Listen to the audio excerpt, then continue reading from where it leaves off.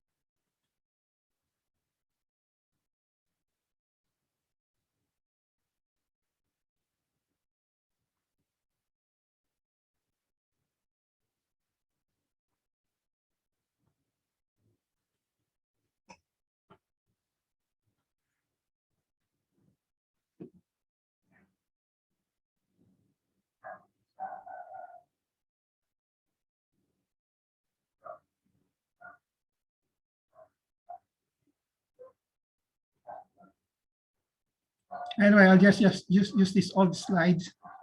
I edited this already kanina eh. Kaya lang nawala. Hindi ko na-save yet. Okay.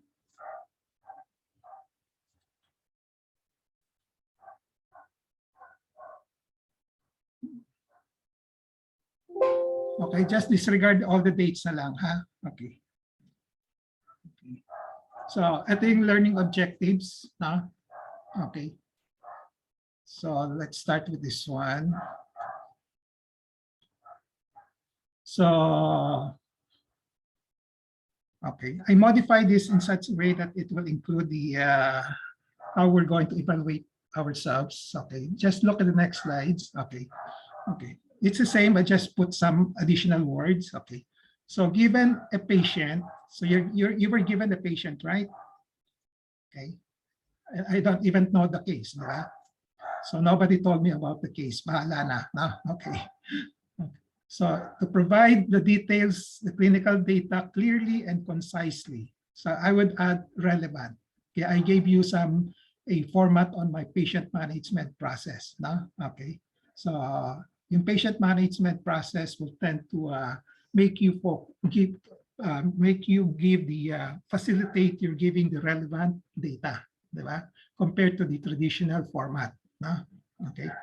And then number 2, provide a good history and present complete physical examination as one would proceed in the bedside preceptorial. Again, I would like to emphasize the word relevant. Give the differential diagnosis, the so-called primary, secondary diagnosis in my template. No? Okay, primary, secondary, those are the differential diagnoses. And explain how the group arrived at the primary working impression. Okay. And then the quality parameter will be efficiently.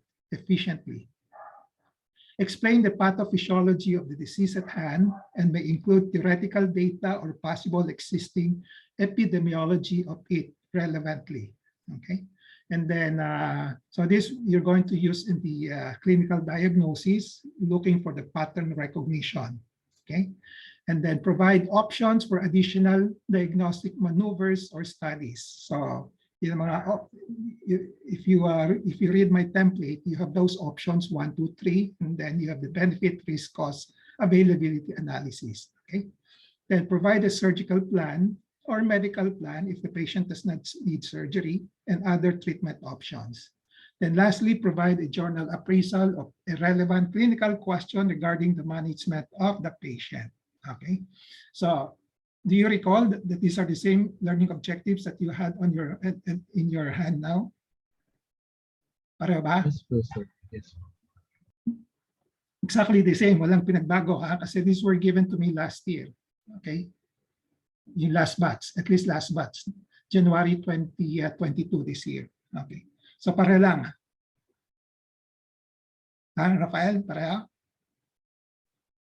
Yes po. Okay. So clear na tayo sa learning objectives, ha? We agree on this, ha? And then the criteria for presentation, case presentation, discussion, history and PE, okay? Enumerate the pertinent negatives and positives in the history and PE that would lead to the diagnosis, 5 points. Mukhang pareho rin ng points, di ba?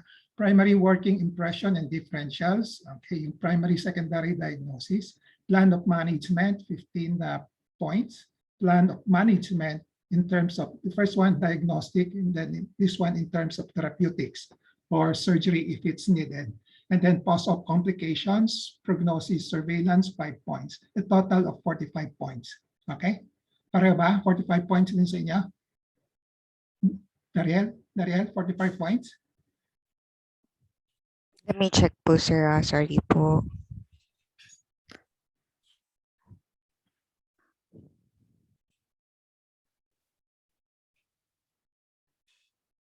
Yes po, about 45 points rin po, sir. Okay. So agree na tayo on this, how I'm going to grade you now. Okay. And then criteria for journal appraisal. There's a research question that you're going to identify, okay, related to the management of the case, 5 points. Description on how the article was sought, and then summary of the journal, and then journal appraisal. You use a checklist, okay? So 20 points, total of 35 points. I suppose pareho lang, no? Yes po, sir. Okay. So as to the evaluation of me as your faculty, so in this class, the teacher explains the objective expectation, various requirements of the course. I have done this already. So dapat bigyan mo na ako perfect score for this one. Okay. Encourages students to think critically or creatively, communicate clearly, answer students' questions clearly and adequately, is able to help students and understand complex ideas related to the subject matter, uses engaging and helpful learning activities and exercises, relate the subject matter to issues and developments in the discipline and or real life concern, okay? And then encourages students to participate in the discussion and activities, make himself available for consultation. I don't know why this is placed here, okay? Encourages students to express their ideas and viewpoints, communicates and interacts with students in a positive way, show respect for students' diversity and individual differences, makes full use of the required hours for learning, provide fair and timely feedback on student performance, and then uses clear criteria to evaluate student performance. So far I have fulfilled number 1, okay, number 15, and then this one, make yourself available for consultation, okay. So you just contact me through Viber if you want, or through my Facebook Messenger, okay, R.O. Hoson, telemedical, my email, my cell phone number, okay. The other part of the faculty assessment, okay, what does your teacher do that you find helpful and effective? How do you think that the teaching can be improved to enhance your learning experience? How can the teacher utilize technology more efficiently to enhance your learning? Okay. So nag-stop yung ano niyo, anong face-to-face, di ba? Nag-stop muna. Back to Zoom, di ba? Tama?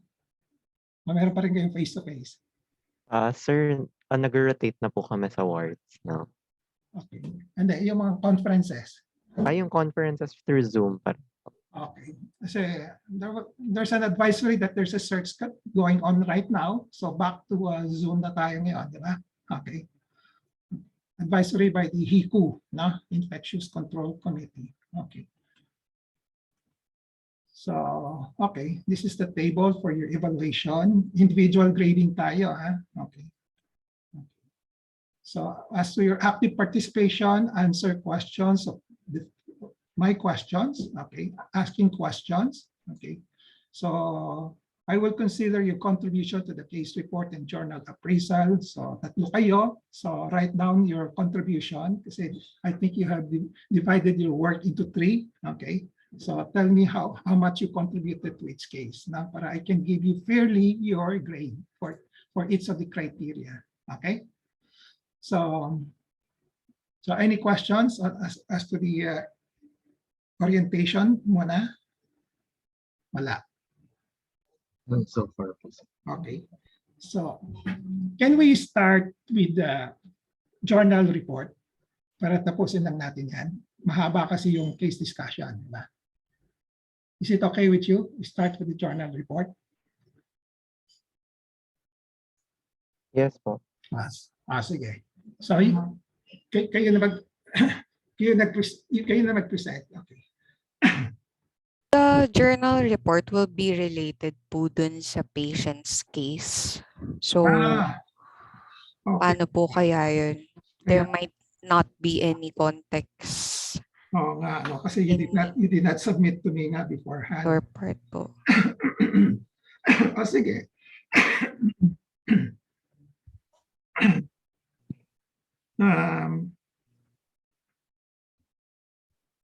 Anong kaso niyo? Sige. Gastric adenocarcinoma po, sir. Gastric adenocarcinoma.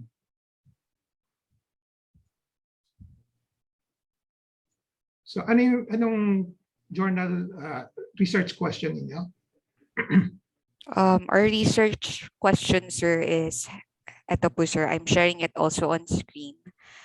Among patients diagnosed with early stage gastric adenocarcinoma who underwent total gastrectomy, how effective is adjuvant chemoradiation in improving survival following resection? Okay. Sige, I think kasi I want to get this off muna eh. Oh, okay, sir. Anyway, I have an idea already. Okay. Early stage gastric CA who underwent total gastrectomy, adjuvant.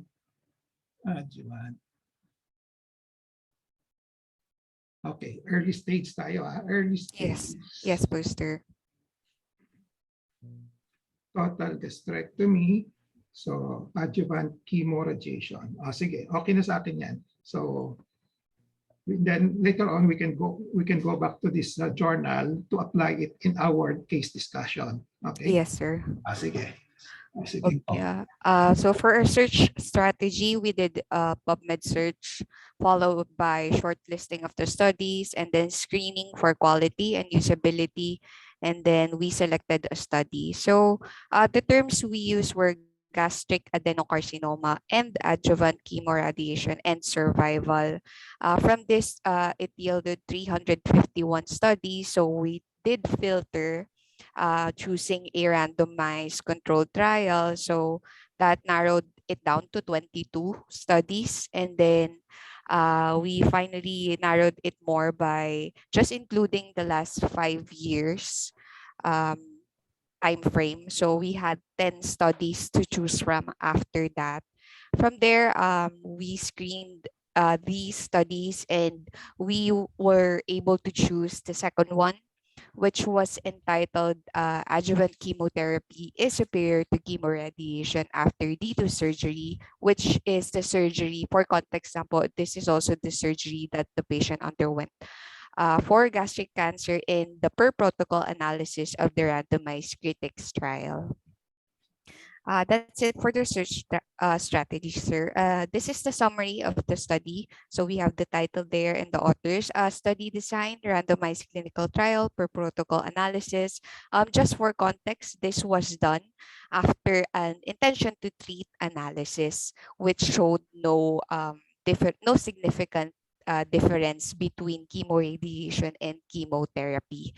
So for the sampling method, patients were randomly assigned to receive preoperative CT scan followed by a D2 surgery and either a post-operative chemotherapy or chemoradiation. So the study population was 788 patients with stage 1B to stage 4A resectable gastric or esophagogastric adenocarcinoma from Netherlands, Sweden, and Denmark. Statistical analysis was done. Since it's a per protocol analysis, the researchers recognized that there is bias in this kind of study, so they did an adjusted proportional hazards regression analysis. This was also to adjust for the differences in the baseline characteristics, preoperative CT, surgery, and pathologic variables. So results, 478 out of 788 patients received the postoperative treatment. The characteristics were not that different in the beginning. After a median follow-up of 6.7 years, the 5-year overall survival at 95% confidence level in the chemotherapy group is 57.9%, and in the chemoradiation group, 45.5%. So therefore, they concluded that chemotherapy had significantly better 5-year overall survival rate compared to chemoradiation po. Mm. Okay. Okay. Okay. Proceeding to the checklist po, sir. So we begin with directness.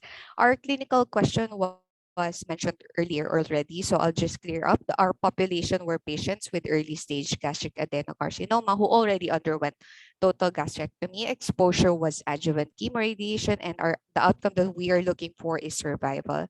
So the journal question addresses among patients with resectable gastric or esophageal cancer who underwent resection, does post-operative chemotherapy have a better 5-year event-free survival rate than the current recommendation, which is chemoradiation po?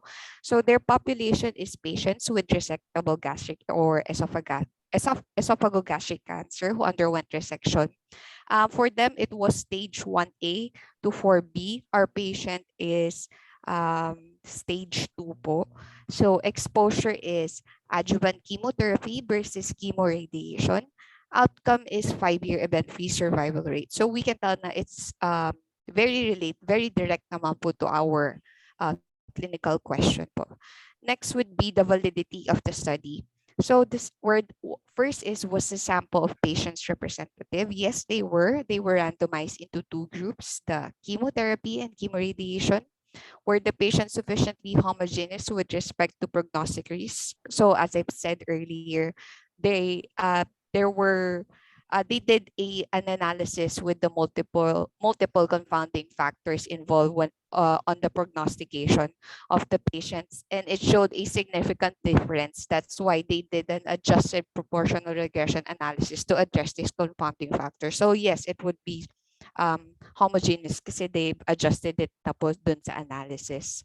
Were unbiased criteria used to detect outcome in all patients? Yes. Event-free survival was defined as the time from the start of the post-operative treatment to tumor recurrence or death from any cause or loss to follow-up. They did censoring since this was a per protocol analysis.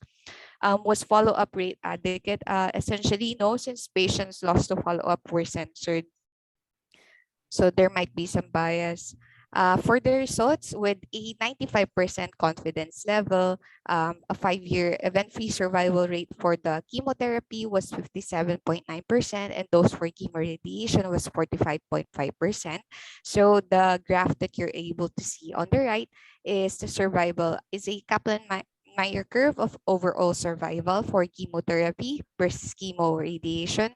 So chemotherapy is the red line, and the green line is chemoradiation. So as you can see, there's more survival on the chemotherapy, and the hazards ratio was also 1.62 favoring chemotherapy po talaga. Next slide na po, sir. For the applicability, so biologically, there are many prognosticating risk factors for the gastric CA. So there's age, the lymph node status, the margin biopsy results, and the extension of the lymph node spread po nung cancer. However, in this study po kasi na na-analyze na nila, they did a homogeneous analysis na po statistically. So we can say na may biologic issue pa po when it comes to applying it to the patient. But socioeconomically, yes, kasi our patients has financial constraints, and yung mga binigay po na treatment here in this study was free for the patient. So we cannot really apply it to our patient that way. So for our resolution, the answer to our clinical question is that among patients diagnosed with early stage gastric adenocarcinoma who underwent total gastrectomy, adjuvant chemotherapy has a better 5-year event-free rate than chemoradiation. So this Again, this study was done after an intention to treat analysis of the critics trial was done, showing no significant difference in survival between chemoradiation and chemotherapy. So individualizing the result, chemoradiation is the current recommended adjuvant therapy after gastric cancer resection to improve survival. However, intention to treat analysis have shown no significant difference between chemotherapy and chemoradiation, with per protocol analysis showing statistically significant better survival in those who underwent chemotherapy. Thus, we recommend adjuvant chemotherapy for the patient. Yun po, sir. That's the end of our journal appraisal po. Okay. So your patient is how old? Just give me some essential data. How old is the patient? She's 66 years old po, sir. 66. She underwent operation na? Yes po, nung Monday. Okay. So, wala pang result. Wala pang, None yet you don't po have endorsed to result. us. Okay. Sir, for the operation, then a total gastrectomy, dito lymphadenectomy, esophageal jejunostomy with tube jejunostomy was done. Intra findings were 4 by 4 cm gastric mass located at the lesser curvature with no enlarged lymph nodes, no ascites, carcinomatosis, and liver nodules were found po. So assessment po was stage 2A gastric adenocarcinoma po. Okay. Supported po by biopsy, sir.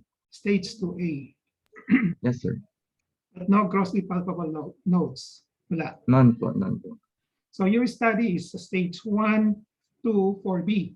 Di ba? Yung sa journal. Stage 1 to 4B. Correct?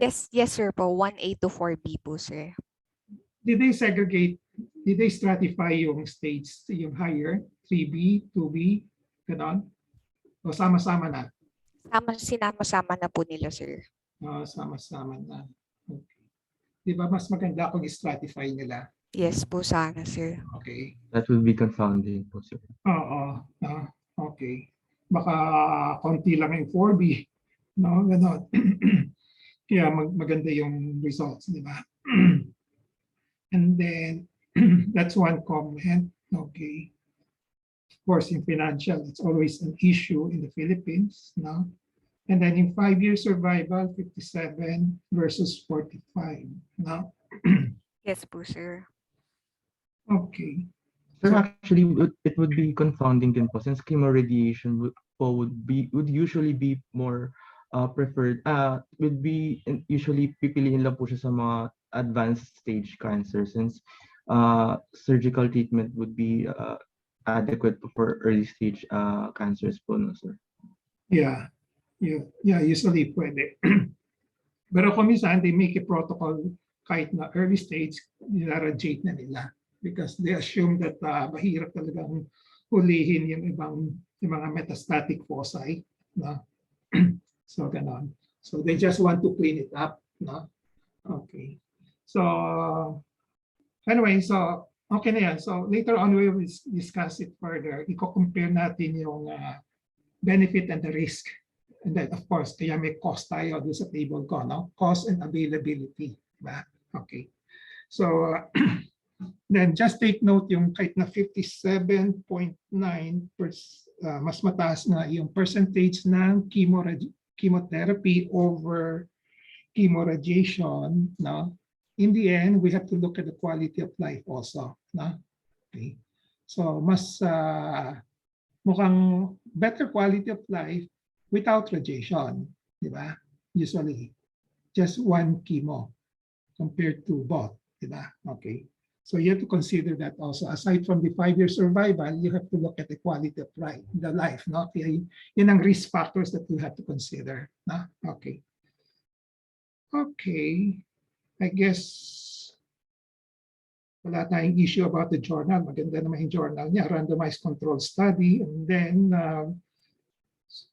in socialized medicine countries, usually maganda yung mga research nila, no?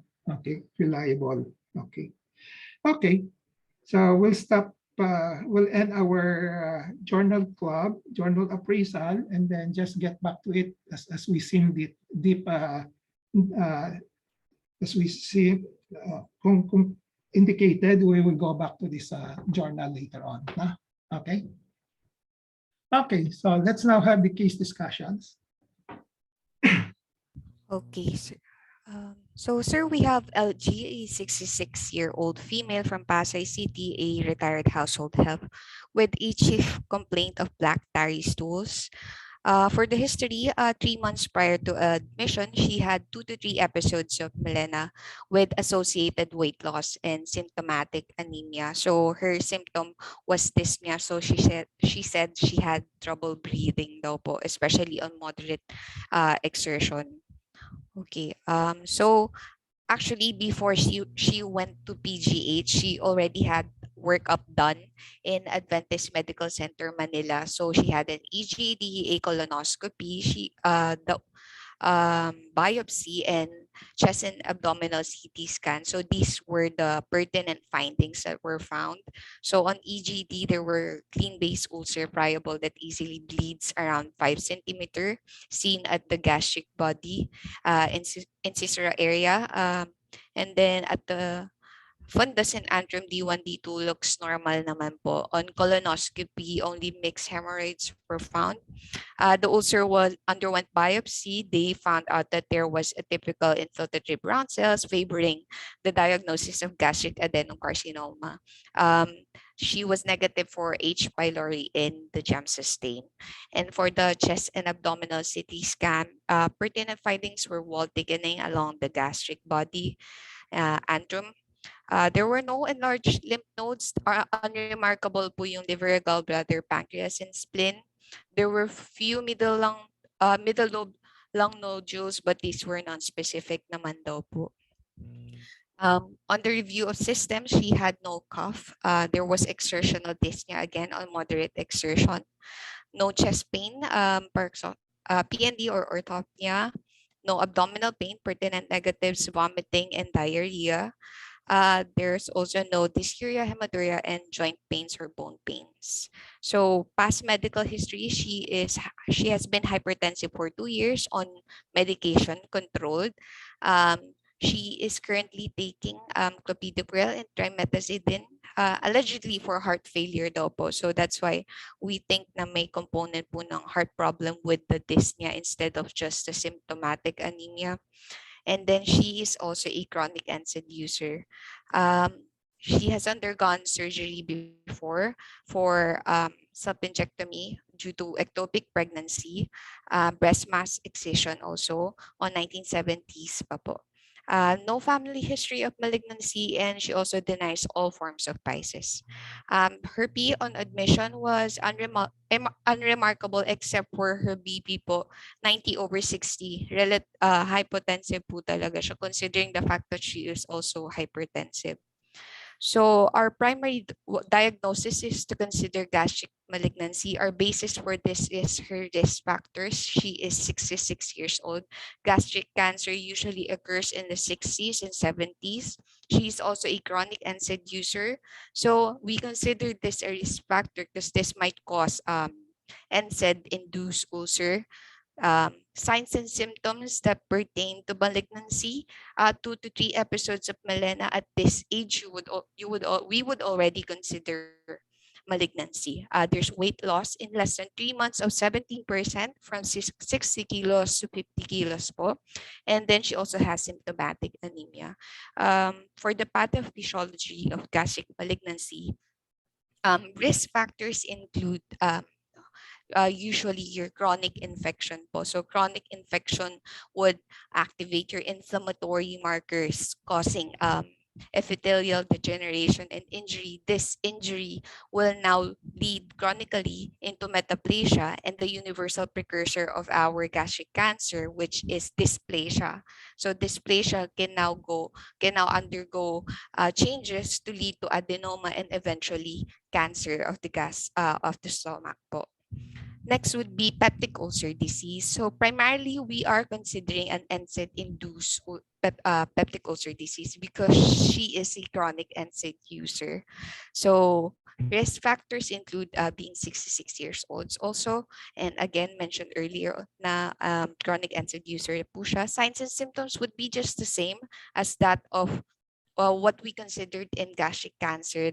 She had 2 to 3 episodes of melena, weight loss of less than 3 months. Usually we observe this with gastric ulcers because pain would be related to eating. So when they eat, they experience pain. So usually nababawasan yung pagkain nila because of this. So there's weight loss involved.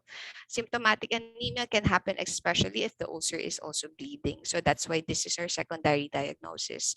So again, for NSAID-induced ulcer diseases, usually NSAIDs would inhibit the COX pathway, and it's very important po sa stomach natin.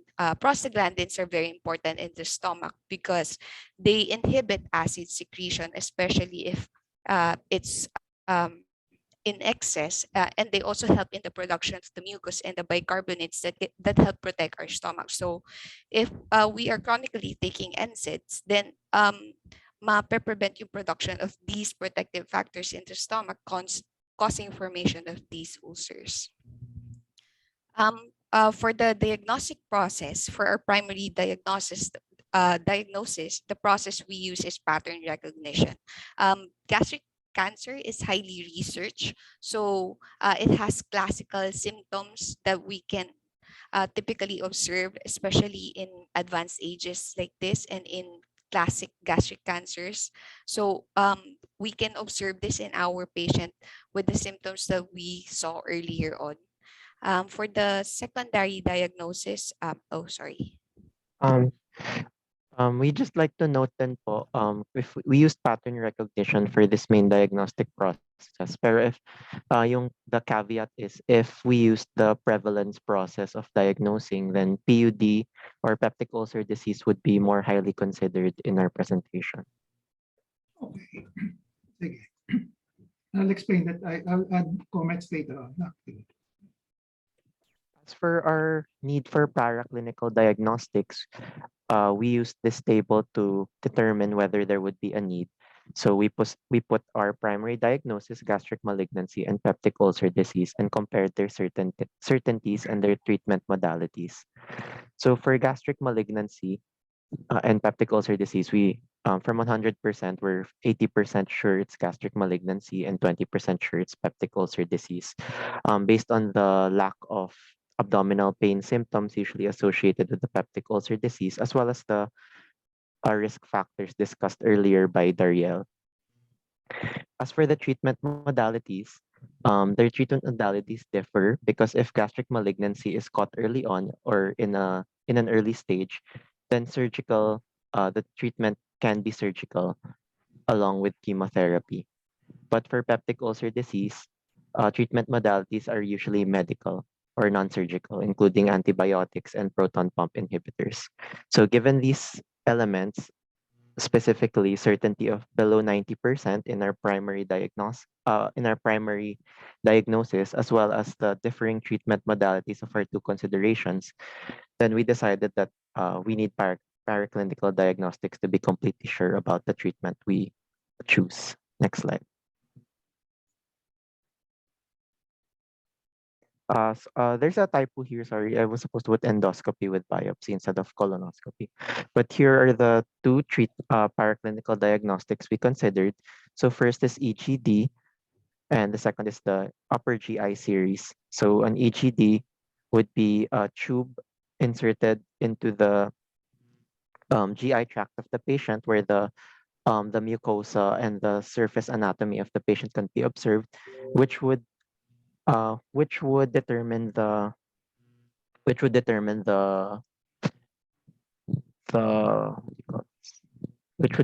cause of the symptoms of the patient, as well as a sample being taken and which would be brought back to the lab for biopsy, which would clinch a diagnosis. As for GI series is a type of fluoroscopy where medical imaging is done and several pulses of an X-ray are flashed onto a patient's internal organs so that tissues moving in real time can be visualized on a computer screen. So We evaluated these two paraclinical diagnostics based on benefit, risk, cost, and availability. For benefit, both have shown almost equal efficiency or equal accuracy um, in diagnosing causes of unknown bleeding in the GI tract, and the risks of both have been shown to be acceptable, especially with EGD risk being at 2.8 over 1,000 per complication risk. As for the cost, um I wasn't able to get the cost of an upper GI series, but the EGD costs about 4,500 to 5,500 in private institutions. Which one will be cheaper kahit na walang cost? Ano, what po, sir? Which one will be cheaper? I think with the EGD would be cheaper. I wasn't able to get the local price of an upper GI series, pero based on prices abroad, ranging from $800 upwards yung upper GI series. But I'm not sure if this would go down if it were covered by insurance. Pero the EGD was about 4,500. So I think in the end, EGD po would be cheaper. Okay, probably I'll just give you an idea. We talk about the Philippine setting naman, diba? Philippine setting tayo. So upper GI series, kung na private setting, probably about 2,000, 2005. Ganun. Okay. Okay, just to give you an idea. As for the availability, for EGD, it was available in many institutions, but yung upper GI series, I wasn't able to. Yung upper GI series, more of not as readily available as based on yung search lang po sa Google. Okay. So for this patient, as mentioned earlier, she chose to go with an EGD, so it revealed as mentioned earlier, yung clean-based ulcer, and the biopsy revealed yung gastric adenocarcinoma. Okay. So these were the findings. These were the lab findings of the biopsy taken in the EGD, as well as the findings from the endoscopy. So as mentioned, there was the friable mass and the normal D1 and D2.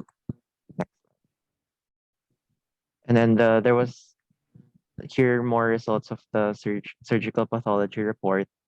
So the important part here is the adenocarcinoma with signet ring features.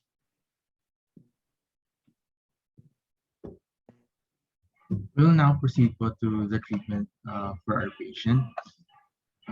So as mentioned earlier, our pre-treatment primary diagnosis would be gastric malignancy, as mentioned by Dariel yung considerations natin earlier. Next slide.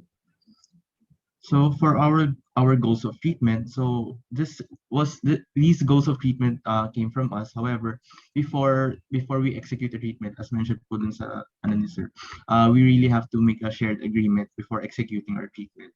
Pero these are our recommendations po in terms of goals. So surgical wise, we have to have adequate gastric resection and its lymphatic drainage to achieve negative microscopic margins to prevent the recurrence or spread of the primary cancer, and then minimize symptoms from the main disease entity and the side effects from therapy, and prolong survival and improve quality of life for our patients' benefit. Next slide. Next slide, please. So firstly, according to Schwartz, surgical resection is the only potentially curative treatment for gastric cancer. Our first, this would be our first consideration for using surgical means. Before considering po, we have to check if the tumor is resectable primarily. The consensus po is the cancer is not resectable if any of these criteria are present. Pero yung most common po is if there is the presence of distant metastasis, invasion of a major vascular structure like the aorta or the hepatic artery or proximal splenic artery. And then these parts po na naka-asterisk, hindi po siya consensus pero recommended po by other journals na to consider if resection would be beneficial pa rin po. So if there is bulky adenopathy fixed to the pancreatic head, since there is high risk for occult metastatic disease, lymph nodes located behind or inferior to the pancreas aortocaval region into the mediastinum or in the porta hepatis. And then yung linitis plastica, so this is ang linitis plastica po, this is the broad region, if the broad region of the gastric wall is extensively infiltrated by malignancy, resulting in a rigid, thickened stomach. So this has extremely poor prognosis, and yun sir, it would not likely be resectable. Next. So if for resectable tumors, we have to choose po the type of surgical means we would do. So if the tumor is in situ or T1, so they could be candidates for endoscopic mucosal resection or endoscopic submucosal dissection, which are minimally invasive means of surgical intervention po. For T1B to T3, our choices would be distal, subtotal, or total gastrectomy. Should be discussed in the next slide po. And if the staging is T4B, it would already require an unblocked resection of involved structures. Next slide. So according po sa NCCN guidelines or yung National Comprehensive Cancer Network, if we do a gastric resection, we should also include the regional lymphatics, so D1 or D2, wherein we consider examining at least 16 or greater lymph nodes in order to assess first further staging po ng ating tumor. So after surgery, we should consider placing a feeding tube in patients, especially if we would recommend post-operative chemoradiation. D2 dissection po pala is yung including greater and lesser ommenta plus the nodes along the left gastric artery, common hepatic artery, celiac artery, and splenic artery. So after doing these procedures, reconstruction is usually done by Billross gastrojejunostomy or Roux-en-Y gastrojejunostomy, with the former having the benefit of shorter operative time and precludes Roux lymph stasis. Or however, Roux-en-Y gastrojejunostomy would mitigate bile reflux, resulting in a long-term better quality of life for the patient based on short. Next slide. So these are the images lang po to help us visualize lang po yung operation for subtotal gastrectomy and reconstruction. Next slide, please. So we would this is the table recommended by sir in order for us to help choose the type of surgery we would do. So for our patient, a total gastrectomy was done since the lesion was located at the cardia mid-body lesser curve, wherein for total gastrectomy, and it's usually indicated for patients with lesions in the upper proximal or upper third of the stomach. For subtotal or distal gastrectomy, both categorized under partial gastrectomy. It's usually more recommended for those with distal lesions. And compared to a total gastrectomy, it would usually result in better quality of life. However, as mentioned in our patient, it's located at the cardia and the mid-body lesser curve. Risk and availability po, these would all have acceptable risk, and it would be available in our institution. However po, I wasn't able to obtain po the cost po here in our institution for these procedures po. So going on po to the next slide. Other than surgical means for chemotherapy, according po to the NCCN guidelines, for before choosing what kind of chemotherapy or even chemoradiation you would do, regimen should be chosen in the context of the performance status of the patient, medical comorbidities, and toxicity profile of our drugs.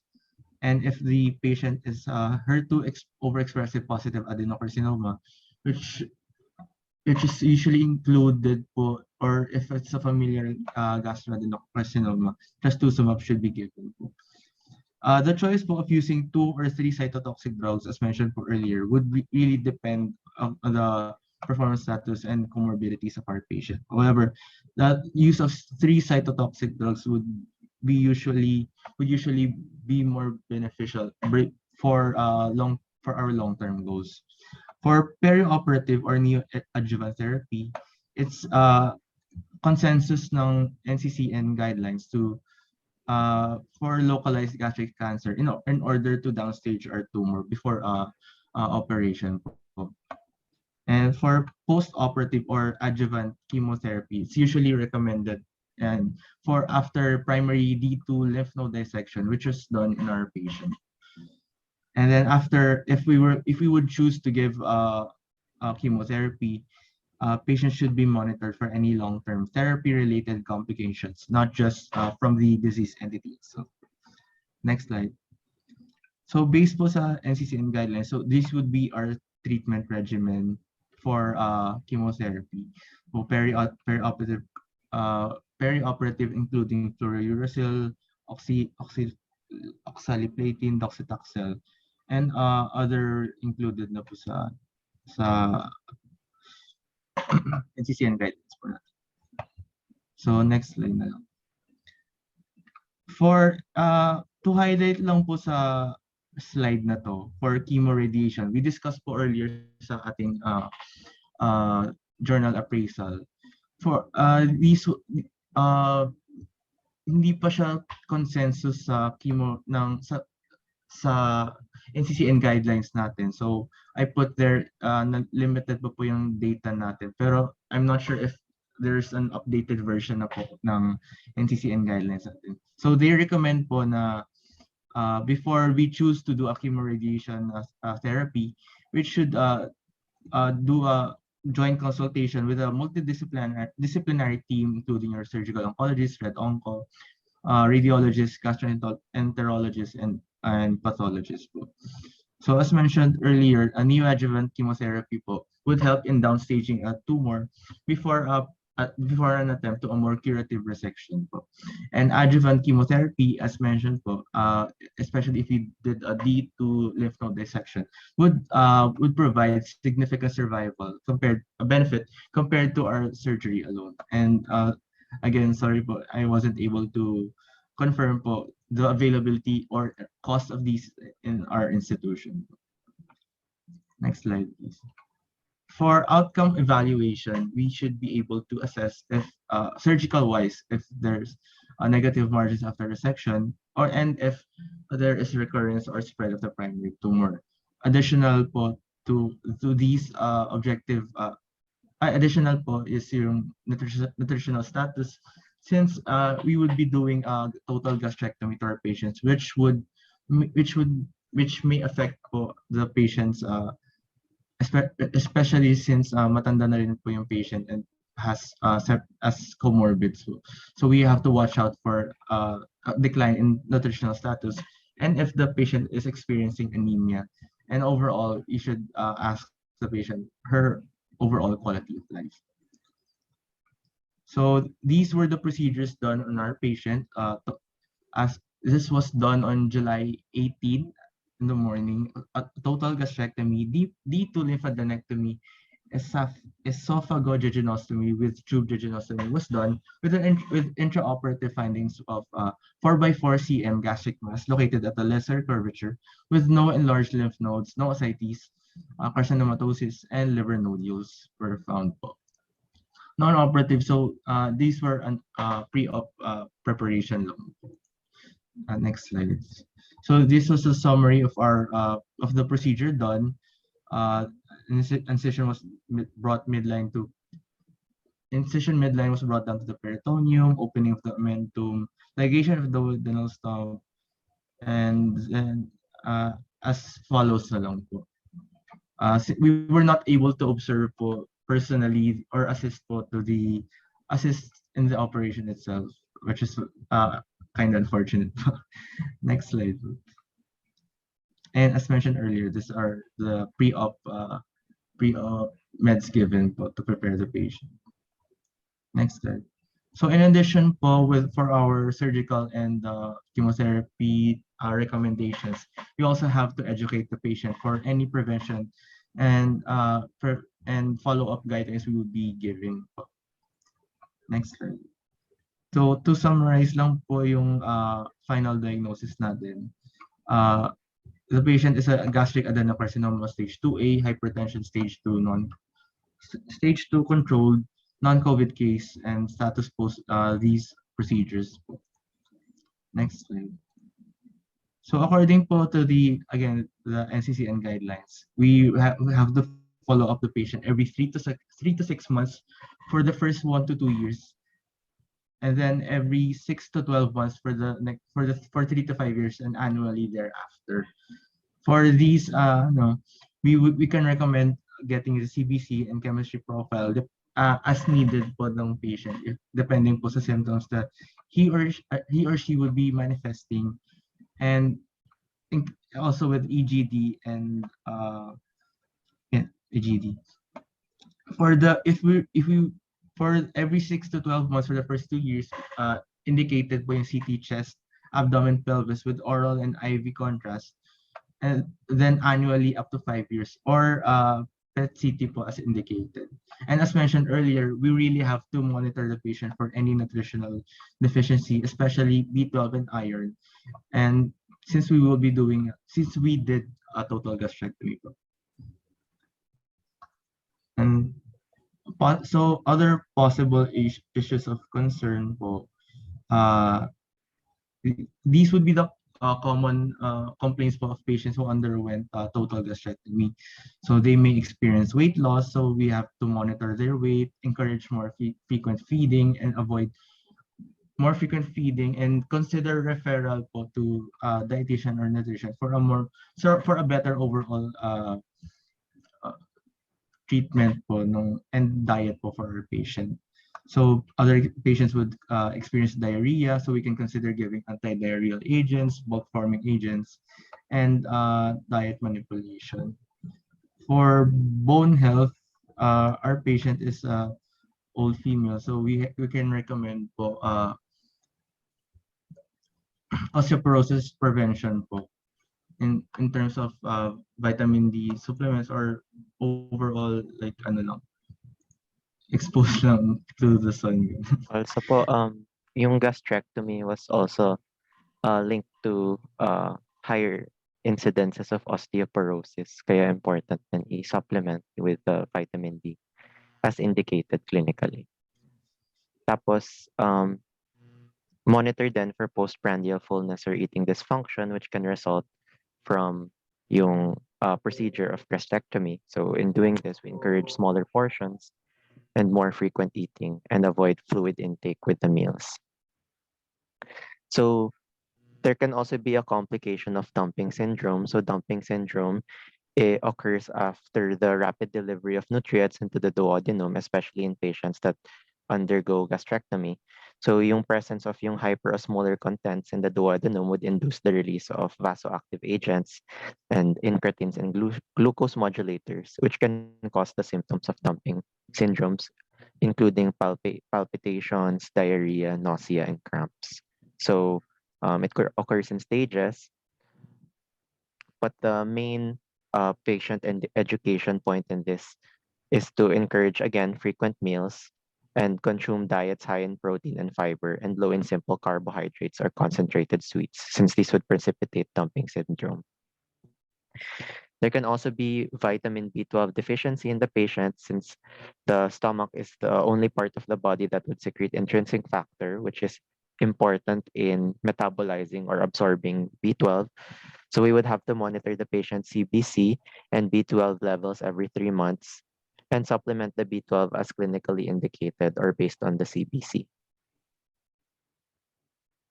Along with this, there's also the risk of iron deficiency and small intestinal bacterial overgrowth. So it's common among post-gastrectomy patients, and it's associated with yung postprandial intestinal symptoms discussed earlier, which is aggravated by yung late hypoglycemia. So consider treatment with antibiotics if indicated.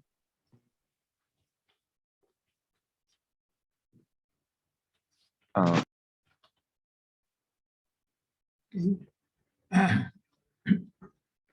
We'll conclude our Here are presentation. here are our references po. Okay. Anything else? Nothing else, sir. Should I stop share, sir? Yeah, okay. Okay, thank you for your nice presentation, comprehensive. At least you followed my format, my template, and you can see, I hope you can sense the parang may konting direct relevance in doing a case presentation discussions. Okay. Some refinements lang, okay. Ideally, mas maganda kung if it's a what do you call that? You don't you're discussing a case kasi meron na kayong data, you know all the data at hand, okay. So what's more important for learning now is parang fresh case na hindi nyo alam step by step. Example, a patient presenting with 60 years old. A patient, let's try it. You have a patient who is a 66-year-old female who presented with tarry stool. Tarry stool ang main complaint niya, Yes po, sir. Okay. So, tarry stool. So if that's the concern of the patient, okay, you start asking when was it noted, di ba? So when was it noted? 3 months prior to admission po. Okay. 3 months prior to admission. Okay. So let's assume that when you say tarry stool, that word did not come from the patient, di ba? Yung tarry, okay. So most likely it's a black stool, black stool. Okay. So what are the other questions that you may want to ask the patient? How frequent? Ganon, di ba? So may data ba kayo doon? How frequent? 2 to 3 episodes po, sir. Okay. Within those 3 months po. 2 to 3 episodes lang Apo. within the 3 months. Yes po, sir. So madalang lang, okay? Hindi everyday, di ba? Pwede ding everyday. Kung everyday, mas significant siya, di ba? So 2 to 3 months, 3 months, 2 to 3 episodes. Okay. Okay, anyway, since she's concerned with the black stool, so you don't, you give her the benefit of the doubt, although 2 to 3 episodes lang, baka sabihin mo, baka may kinain laki yung dinuguan. Ganon, okay. So, and then you look for any other associated symptoms, okay. Meron bang abdominal pain? Wala, okay. Are there frequency in the bowel movement? Increased frequency? Wala rin, okay. So except for the tarry stool, wala nang ibang symptoms, Okay. Sir, the anemia po, sir. Pero we're not sure if it's due to the heart failure or ayun nga po. Pero na-transfuse po ng blood sa kanya. So for sure may anemia din. The real. I'm trying to come out with the process na wala pa tayong data noon, Okay. Itabi muna natin yung mga alam natin, Okay. So we asked for other associated symptoms, wala, And then, but you saw this patient, okay, assuming that you saw the anemia, okay, you do a physical exam, nakita niyo yung anemia, di ba? Okay, pale conjunctiva, di ba? Okay, so anemia, but no symptoms. So, kinapan yung abdomen, nothing there. No mass palpated, none. Okay. No abdominal findings. Okay. Pertinent din po yung weight loss po. Allegedly from 60 kilograms, naging 50 na lang daw po siya. 60 to 50. Oh, sige. So, she volunteered weight loss. Okay. Okay. So, but you have to interpret it. No? Is that significant? I mean, is that pathologically related or psychologically related? No? Okay. Mahirap sabihin pa, no? At this point, no? Okay. Assuming we don't know the diagnosis yet. Okay. Okay. So, based on this data that you had on hand, black stools, 3 months, 2 to 3 episodes, no, during the past 3 months, pale conjunctivae, no abdominal findings. Okay, let's add weight loss. No volunteer pasyente, may weight loss siya. Okay, so what will be your clinical diagnosis at this time? Just based on those data. Sir, likely upper GI bleeding. Okay. Enumerate mo muna yung differentials mo kasi kasi yung Tari stool, you still don't know whether it's really bleeding. Baka may kinain lang siya, di ba? Okay. Okay. So okay, upper GI bleeding is 1. Number 2. What I'm going to say is that even just with the Tari stool, okay, you're confronted with a patient consulting you for the first time. Sabi mo, what's your concern? Sabi niya, black stools. Okay. So right away, at that instance, even with just black stools, you must have something in mind already. Okay. Yung hypothesis mo. Is this gastrointestinal bleeding? Di ba? Tari stool black stool. Is this due to he ate something naging black? No? And others. No? So sa ngayon, ano yung pinaka-common? Upper GI and ate something. Di ba? Okay? So you ask, through the interview, you ask kung may kinain siya. Di ba? Para ma-eliminate mo na kagad. No? Okay? So kung wala naman siyang kinakain ng mga black stool producing foods, then you put it at number 2 na. Di ba?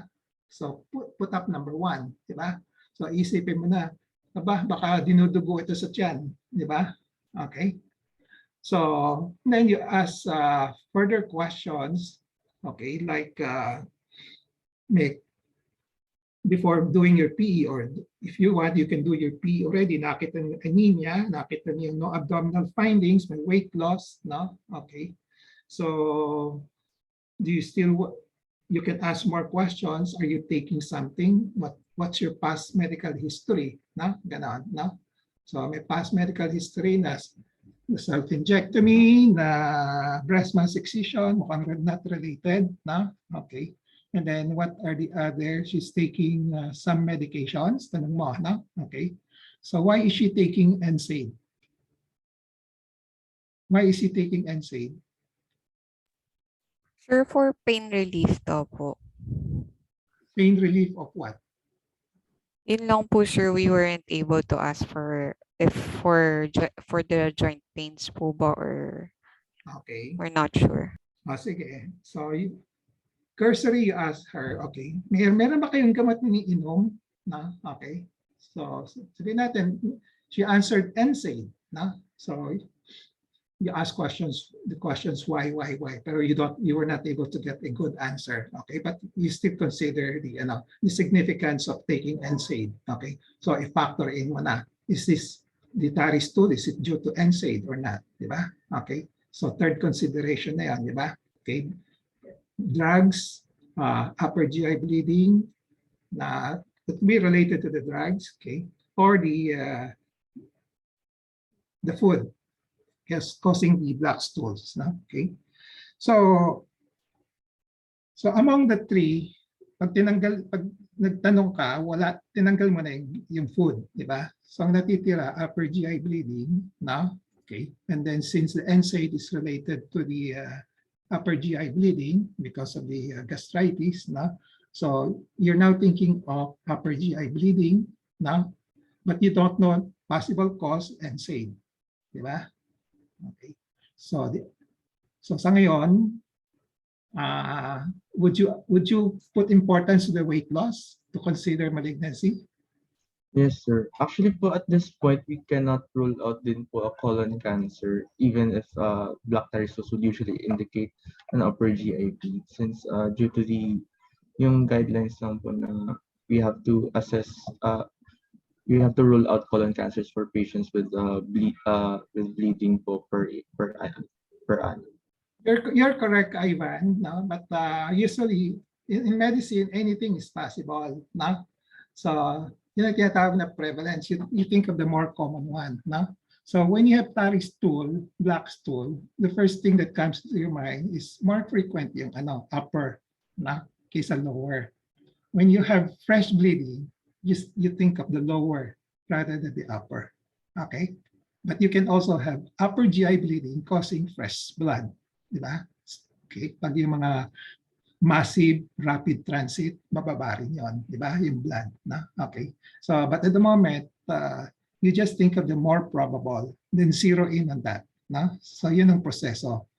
Kasi kung lahat i-consider mo, maguguluhan ka talaga. Na? Okay.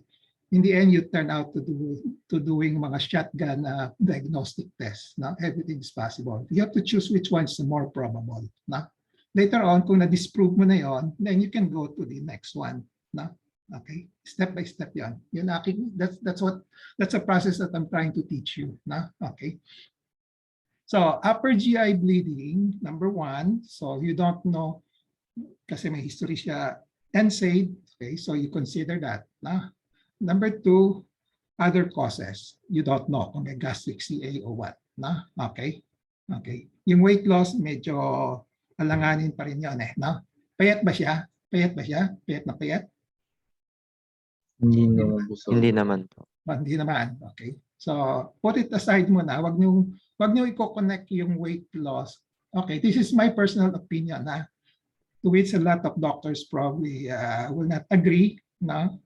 Okay. Yung weight loss per se, no? Once a patient has a weight loss, no? Significant weight loss, do not equate it right away to malignancy. Yan ang common, akin it's a misperception. No? Okay. You have seen at yung pasyente mo, well-nourished siya, di ba? Gastric CA. You have seen yung mga breast cancer na ang tataba. No? Thyroid CA, tataba. Okay? So sa akin, the only time that you're going to have a weight loss that is related to the cancer, one, the patient cannot eat well because of obstruction, causing the obstruction of the foods that they have to take. Di ba? Okay. Number two is the anxiety over something. Okay. May anxiety sila na may cancer sila, loss of appetite, talagang hindi sila kakain. Na? Okay. Okay. Yan ang more common causes of weight loss related to the cancer. Na? But when you have a weight loss per se, do not jump into conclusion, ay may cancer na kayo. No? Ganon. Karamihan ganon eh, di ba? Okay, even the lay people. No? Okay. Actually, the more common cause of weight loss na not related to the cancer, more common is yung mga hyperthyroidism, yung mga sudden weight loss. Di ba? Nag-hyperthyroid po, sir. Ano ka mo, Ivan? Ano ka mo, Ivan? TB po, sir. Sorry. Nag-chop lang. Okay. TB, okay. Pero nowadays, bihira na yung TB. Dati-dati talagang payat na. Okay.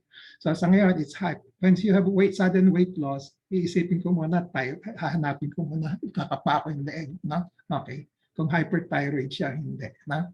Rather than consider malignancy per se. No? Okay. Lalo na kung wala kang nakakapa, walang other symptoms. No? So upper GI series, NSAID. So what will you do next? So your primary diagnosis is upper GI upper GI bleeding siya, secondary to NSAID, that's your primary kasi meron kang data that she's taking medications for a long time. No? So what will you do? options? Scope na po. Scope na kagad? Okay. Sir, based lang po sa yung benefits of scope kasi yung scope we'd be able to visualize already and get a biopsy. So if there's any anatomical obstruction, we would be able to tell po, and if there was any ulcer or any mass na friable, we would also be able to get data. Okay. Or siguro po before that, we can work, as mentioned niyo po earlier, sir, pwede po kasi baka may nakain lang or something. We can work up po muna for anemia if there really is a ongoing bleeding in the GI tract po. Okay. So what you can do actually is, kasi there are options na yung ang primary impression mo, okay, yung upper GI bleeding, no? That's number one. Secondary to probably the NSAID kasi mayroon kang history, di ba? Number two, you're not sure whether it's kasi this is the first time that you saw the patient. That's the assumption, di ba? And then baka yung food na may kinakain siya, di ba? So what you can do first, don't jump into the mga yung mga scope mo na. Anong pwede mong gawin? Sabi mo, huwag ka kumain mo na ng mga food na that can cause for 3 days, 1 week, di ba? Observe natin, di ba? Okay? So after 1 week, kung mayroon kang tarry stool, may black stool, that means hindi yung cause, no? And then can you ask him to remove the NSAID? Okay? So parang yung mga testing, yung mga trial, supportive management could also be part of your diagnostic. Na? Okay? Okay. So pag nawala yon, more or less sigurado ka na which one. So you don't have to do the scope. No? So sabihin natin nag-persist despite na hindi na umiinom ng NSAID, hindi na kumakain ng mga dinuguan, no? Ganon. No? So after 2 weeks, 1 week, 2 weeks, okay. So you start thinking baka there's something deeper, a deeper cause, no? Okay, baka tumor, di ba? Okay. So wala naman siyang symptoms, di ba? Walang pain, walang abdominal mass, no? Okay. Kasi if you feel the mass right away, magsususpect ka na may abdominal tumor, di ba? Okay. So kung wala namang mass, walang symptoms, after eliminating possible, not really completely eliminating, but at least you tried, no? So inobserve mo, andyan pa rin yung tarry stool niya, black stool, despite na she controlled her diet and also her medication. That's the time you go deeper into the investigation, na? Okay. So you're thinking of something internal na baka may tumor, di ba? Yan unang iisipin mo na? Okay, so what will be the, so at this point, you're actually not sure, di ba? Not certain, di ba? But you have probably 60% na tumor, no? 40% other causes, di ba? Okay, so it's not as high as 90%. So that's an indication for doing now a paraclinical diagnostic procedure. Okay. So what are the options for your paraclinical diagnostic procedure? You're suspecting upper GI bleeding, di ba? Stomach, di ba? Okay. So you mentioned there, endoscopy, okay, esophagogastroscopy, duodenoscopy, and upper GI series, okay? So yan ang dalawang options mo, okay? So you compare the two now in terms of benefit, risk, cost, availability, which you did, no? So endoscopy, mas direct ang examination, mas accurate. Makikita mo kagad, di ba? Okay. Number two, okay, in terms of diagnosis ito, and then, or additional benefit of endoscopy, you can do a biopsy if there's something there, di ba? Okay. Now, upper GI series, it can produce a image or shadow of the stomach, di ba? Okay. So makikita yung ulcerations, yung space occupying lesion dun sa wall. No? It can also discern that, no? But problema, kung maliit lang, baka ma-miss din, di ba? Okay. So between the two, endoscopy is more accurate, di ba? ano, okay? Now,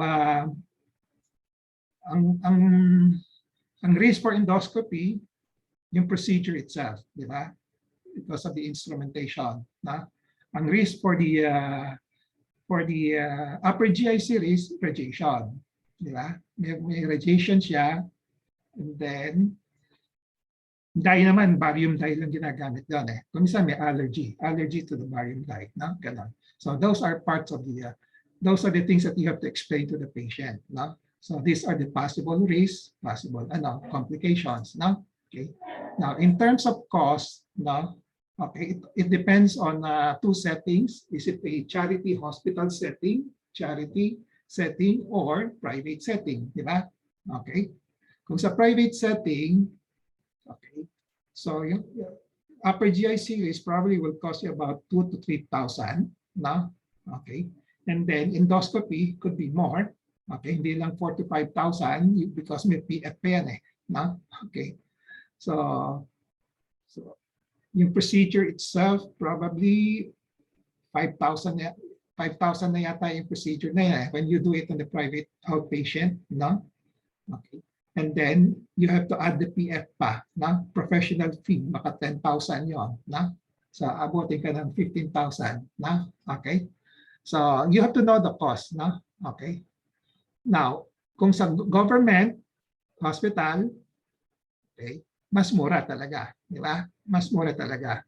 Okay? Okay. Then availability factor naman, availability that will include also the okay. Those two are readily available, na? Okay. Although upper GIs, kasi usually practice of medicine, it depends on the fad. Kung ano yung popular ngayon, yun ang ginagamit, di ba? Okay. So yung upper GI series hindi masyadong ginagamit kasi very popular endoscopy kasi andyan ay mga gastroenterologists na who try to promote their trade, di ba? Okay. So, but meron pang gumagawa, na? Okay. So that you will factor in availability. In some hospitals, they don't do it anymore, di ba? Kasi hindi na masyadong uso eh, di ba? Tinatanggal na nila, di ba? Okay. So take note of that kind of a practice in the Philippines, in probably everywhere. Supply and demand din yan eh, sa practice of medicine. Okay. Before the advent of endoscopy, barium swallow tayo, barium upper GI series, na? It can give you a 90% accuracy din noon. Di ba? Pumasok yung endoscopy, ayon, mas accurate siya, natabunan na yung upper GI series. Di ba? Nawala na. No? Okay. But let's say if you are, that's why I have to factor in yung availability. Let's say if you're working in the province, in a center na wala kang gastroenterologist, wala kang endoscopy equipment, no? But you have upper GI series, X-ray, pwede mong gamitin pa rin. No? Okay. So, because it can give you 90% accuracy pa rin. Basta kung 90% accuracy, okay pa rin yan. No? Wag lang 40, 50, no? 60. Wag mo nang gamitin yon, no? Okay? Pag more than 90%, pwede yan. No? Okay? All the more, kung more than 90%, 95, 98, parang endoscopy, 98%, ganon, you use it. You use that. No? But you have to factor in the cost also. No? Kung di kakayanin ng pasyente, you go for upper GI series. No? Okay. Okay. So let's say the patient nag-endoscopy siya. Okay, na endoscopy, nakita na. No? So nakita na may mass doon. No? So na biopsy, adeno-CA. No? Okay. So what will be the next step ngayon in terms of management? Staging po, sir. Okay, staging, good. So how do you stage it? As asymptomatic itong pasyente nito, di ba? Asymptomatic, no? Except for the tarry stool and anemia, no? Okay. So, but wala namang siyang symptoms related to the tumor itself, no? Yung masakit ng tiyan, no? Palpable, no? So how do you stage it? We do a CT scan po to determine the tumor depth, yung lymph node metastasis po niya, and adjacent organ metastasis din po. Okay. So anong lumabas sa CT scan? I guess, okay. CT scan, So in terms of staging, ganun pa rin yan, yung process, no? You always have different options, no? You want to stage it, no? So always at least two, okay? So one is CT scan. So the other one is what? Ano pa? Kahit na yung pinaka-rare na procedure, ano? PET scan po, sir. Okay, PET scan, pwede rin. O sige, ano pa? Ultrasound. Ultrasound, pwede rin. Okay? So, maraming options, no? Maraming pwedeng gawin, eh. Then you compare benefit, risk, cost, availability, na? Okay? Example, you choose PET scan, no? Is it very more accurate than CT scan? Anong gano'n? We don't know. No, sir. Mas sensitive pa daw po yung CT scan Okay. CT scan. for gastric cancer daw po. That's what I've read po. Okay, but for a lot of people, ngayon very popular yung PET scan. Isang kibot lang, even for breast cancer, PET scan na. So, meaning, ang perception ng mga clinicians, mga tao, pinaka-accurate yung PET scan. Na? Kasi parang they can detect yung mga distant metastasis na. Okay. So at the moment, it has to be, I mean, it has, if it's not the right way to do, no, that it has to be corrected. But at the moment, that's a trend. No? Okay. Kaya a lot of centers are having PET scan facilities kasi money making yan eh. It's earning, di ba? Okay. So PET scan, at the moment, let's assume that it can see kasi gastric cancer, it can aside from localizing it, yung extent niya, no? You can also try to determine kung may distant metastasis na. Okay. So sabihin natin, ang advantage ng PET scan, it can try to discern yung mga distant metastasis. Okay. Okay. Yung CT scan hanggang dun sa ano lang dun sa stomach hanggang sa abdomen, di ba? Okay. So, and then PET scan will cost you how much? 60,000, 70,000, di ba? Okay. Ngayon, in Manila, in the metro city, now readily available na siya, di ba? Okay. But in the provinces, wala pa yan. Okay. Now, CT scan and ultrasound, mas sensitive yung CT scan compared to ultrasound, di ba? Okay. So 1, 2, 3, ultrasound, CT scan, PET scan. No? Okay. Kumisan pa nga, they use the tumor marker pa, di ba? Some would use tumor marker, no? So, pang-apat na yon, di ba? So, you try to compare the benefit, no? Okay. So, at the moment, 1, 2, 3, ultrasound probably would be the least. The tumor markers, not so much, no? Okay. So, it's a choice between CT scan and PET scan, di ba? Okay. So, kung hindi kakayanin ng pasyente yung PET scan, CT scan na lang. No? Okay. So, what can the CT scan show you? Extent, the depth of the, kung may MRI pa yan, you can factor in another MRI. Ang dami, di ba? Okay. So, yeah, ito yung mga availability of so many options, doon kayo maguguluhan tayo. No? So the best way to do is to compare it. No? Okay. Use your own personal data through your readings. No? Okay. Not just follow the fad.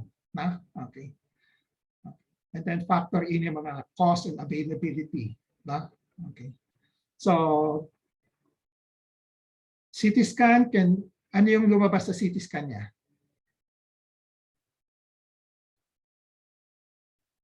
Walang lymph nodes?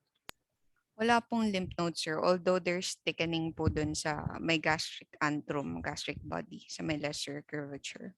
Lesser curve, body antrum. Okay. Walang liver mets? Wala din po, Okay. sir. Walang liver mets. So essentially, that's what you look for in the CT scan. Liver mets, no? Lymph nodes, and then sa antrum, so it's not encroaching on the pancreas, malayo sa pancreas, no? Okay, sa likod, no? Okay, so that's your extent, no? So now the surgeon will look at the physician, usually the surgeon will look at the CT scan and determine is it resectable or not. No? Okay. Kasi kung may liver mets na yan, hindi na nila gagalawin yan. Di ba? Kung meron siyang malaking mass, let's say 6 centimeters encroaching on the pancreas, no? Encroaching on the big vessels, hindi na nila gagalawin yan. Okay. So determining the extent of the tumor is an important preparation for any decision making. No? Okay. So sa PET scan, mukhang resectable. No? Okay. Mukhang resectable. Okay. Now you go to the treatment now. No? Okay. Although biased na tayo sa surgery, but we have to consider the other options. No? Okay. Is chemotherapy, what are the data on chemotherapy as the primary treatment? Or chemoradiation as the primary treatment? Meron kayong data?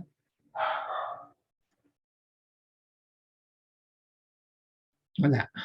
No, sir, we don't have the Okay. data for that. Okay. So that's what I'm saying. Do not, although it's the most popular now, parang breast cancer, mastectomy is number one, your first choice. You have to get hold of the data comparing the mastectomy with the chemotherapy and other treatment. No? Okay. Para you can present to the patient. No? Okay. Kasi there are some patients who don't like surgery. Diba? So you have to present data on the non-surgical treatment. No? That to show them that it's not very effective, so that you can convince them to go for the better treatment. Okay. So not because it's the current trend that surgery is the treatment of choice that you just tell the patient, kailangan mo ng operasyon. Okay.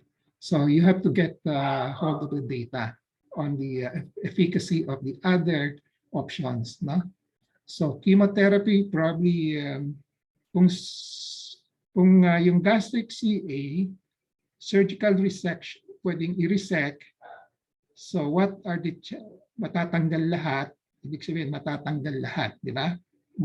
Probably 98% matatanggal. No?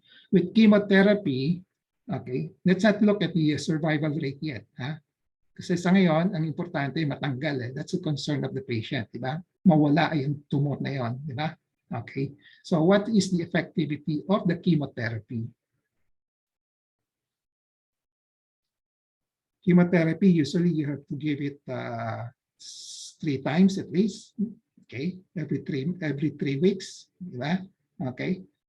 So you have to look at the data. Probably sabihin natin baka 20, 30%, 40% mawala. No? Hindi naman zero, di ba? May mga percentage yan eh. Diba? Just like in the breast, when you do chemotherapy before the operation, no? Probably about 50%, 60% mawawala. No? Okay. Pero kung with surgery, one sitting, 99% tanggal na yan. Di ba? Okay. So, chemotherapy, ganun din. No? So, radiotherapy alone, probably, ito lang, just give you some example. Wala, I don't have definite data. Okay. So, probably about 40%. Ano, okay. Pwedeng mawala. No? Okay. So, 40, 30, no? Or 50 versus 98% now for surgery. So you tell the patient, this is the best treatment so far, diba? Based on the data. Then you explain the risk for the surgery. Na? So what will be done? Total gastrectomy is the proposed one, diba? Okay. And then chemotherapy, anong side effects of the total, then side effect of the chemo will be nausea, vomiting, drugs, reaction, radiotherapy, yung mga radiation effect, na ganon, na? Okay. So tell them all of these possible complications, and then ask them to choose. Na? Initially, tell them what they want. Na? Okay. But most of the time they don't know, so they will throw back the question to you. Na? So when you advise them, be objective about it. Na? Okay. We want to avoid yung mga personal biases. Kasi kung pumunta sa medical onco, sabihin ng medical onco, magpa-chemo ka, yan ang pinaka-the best. Diba? Okay? So, surgeon naman, okay, of course, sabihin ng surgeon, it has been proven, surgery is still the best, operahan kita. No? Okay, kung minsan yung surgeon naman go to the extent of na overboard, who went overboard, hindi kayang tanggalin lahat, sige, tanggalin pa rin. Saka na natin i-chemo, no? Ganon, no? Okay. So as a physician, we have to be very objective about the data and then be truthful and then be compassionate, no? Ganon.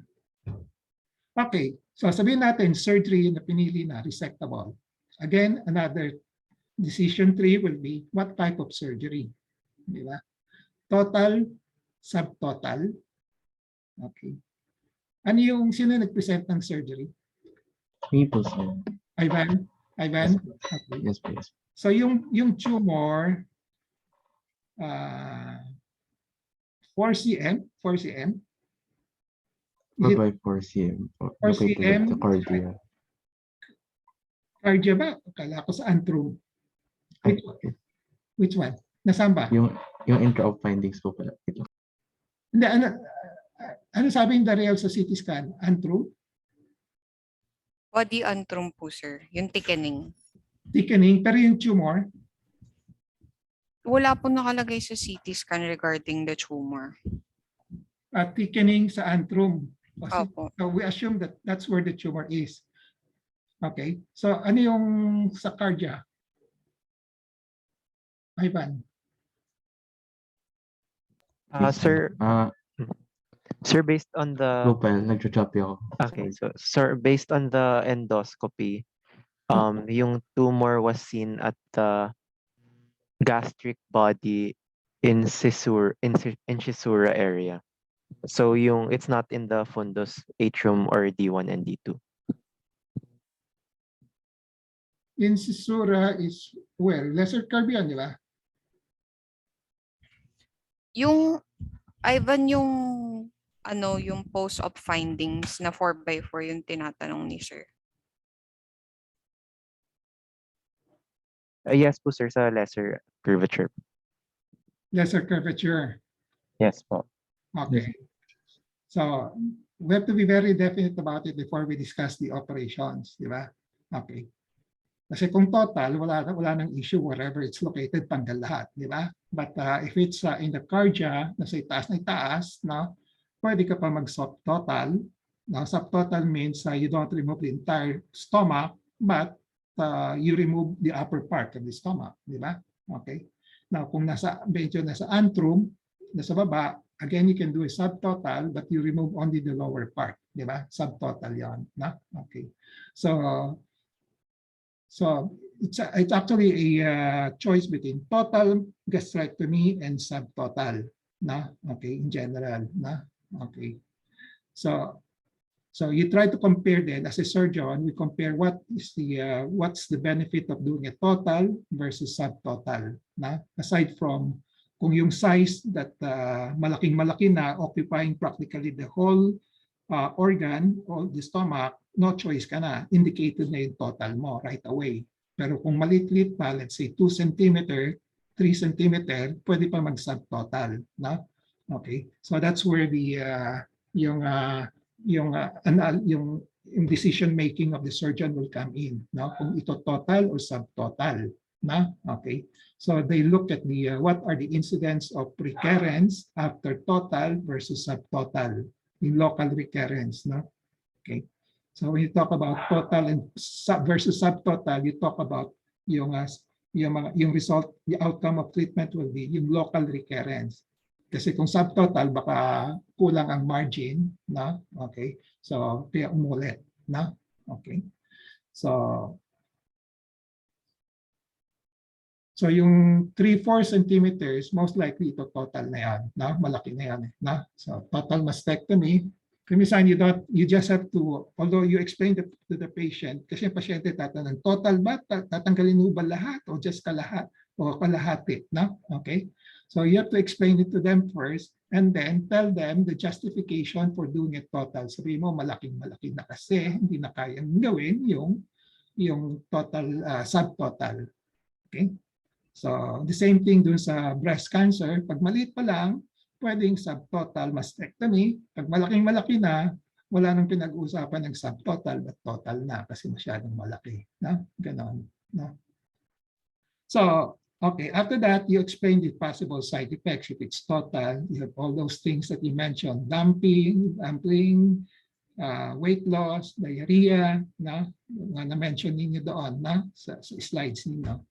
And then after that, in terms of availability, cost halos dapat pareho lang yan, total sa total, na okay, whatever it is, na if you base it on the PhilHealth, isa lang yung ano niyan. Baka may iba, I don't know. Okay, baka subtotal mas mura. Kumisan the pricing can also affect the decision of the doctor, ha? Okay, tandaan mo, ha? Okay. Sabihin nila, okay, kung mag-subtotal ako, konti lang ibibigay sa akin ng PhilHealth. Kaysa kung ito total ko, mas malaki. No, i-convince ko na lang pasyente, i-total na lang. Okay. So those things happen also, na? Okay. Ganon din sa thyroidectomy. Before, iba ang rates ng subtotal versus total thyroidectomy. Na? Okay. Yung subtotal, mas mura ang bibigay ng PhilHealth ng mga insurance versus total. And we know that may controversy yung sa thyroid CA, total versus subtotal. Diba? Sasabihin nila, pwede na yung subtotal, pwede na rin yung total. But because of the pricing, because of the financial benefit, tendency for the surgeon to do the total na rin. Total, acceptable options naman yun, di ba? Okay? So, and then, as I said, it will boils down to yung honesty mo na lang as a physician, as a surgeon. Be compassionate na lang, na? Okay? I-control mo yung financial remunerations. Na? Okay? Okay? Ano pa? So patients agree to the total gastrectomy, na-operahan na. So tapos na yung operations. Na? So you have to watch out for the complication now. Di ba? So you mentioned about the complications. Of course, the immediate complications will be the bleeding, the infection, no? Dehiscence. No? Ganun. So ang ginawa sa kanya, Roux-en-Y, reconstruction. No? Okay. So anyway, you don't have to know about it. Reconstruction lang naman yan, na Roux-en-Y. So, but basically, these complications are the same: infection, bleeding, dehiscence, no, ganon, no. So you wait after 1 month to say that you are complication-free, no. Okay, but you can discharge the patient usually after 1 week, no. Pwede na pag kumakain na, no, and then small feeding lang muna, small frequent feeding muna, no? And then, so after that, you wait for the histopath results. Okay, titingnan mo yung, wala pang histopath, di ba? Gagawa lang yung operation. Wala pa. So, if there are nodes, okay, some would consider nodes as indications for adjuvant treatment, some would not. Parang yung sa study na yun, stage 1 to 4B. So they give post-op chemotherapy already, di ba? Okay. So if you refer this patient to a medical onco, bibigyan nila ng chemotherapy na, di ba? Okay. So prepare the patient for possible chemotherapy. So stage 2A ito, no? Stage 2A. So most likely, she has to receive a chemotherapy. And then what type of chemotherapy? Chemotherapy, the goal is to avoid a possible recurrence, di ba? Usually distant mets, na? Distant mets ang kalaban yan, na? Okay. So, ano yung regimen na ginamit dun sa journal? Anong regimen? Let me pull up the journal po, sir, ha? May specific regimen po kasing silang ginamit. Sir, while waiting for the journal, I have a question po. Sure. When would we consider putting a feeding tube po? Especially since total gastrectomy po yung ginawa sa patient. Wouldn't that affect po yung nutritional status ng patient na? Yung feeding tube, okay. Okay. Nakalagay doon, tube feeding tube, or NG tube lang, nasogastric tube. Sa operative. feeding tube po yung sa guidance. Like, consider lang daw po, pero hindi po kasi nila specify when to put it. And okay, you're talking about yung operative findings, operations done, may tube. I'll double check. Sir, the chemotherapy that they provided were 3 post-operative cycles of intravenous epirubicin Okay. With cisplatin, Okay. and then or oxaliplatin with capecitabine. Okay. Okay. That's the regimen suggested. Yes po. Okay. So, but if there are other options, there are other regimen na that you can use, na hindi lang isa, na. So, kung hindi kakayanin ng pasyente yung regimen na yon, no, based on that study, no, the medical oncologist will use another regimen, cheaper, ganun, na. Okay. As long as the other regimen will give you probably at least mga acceptable benefit, survival rate, data, na, okay na yon, na. Okay.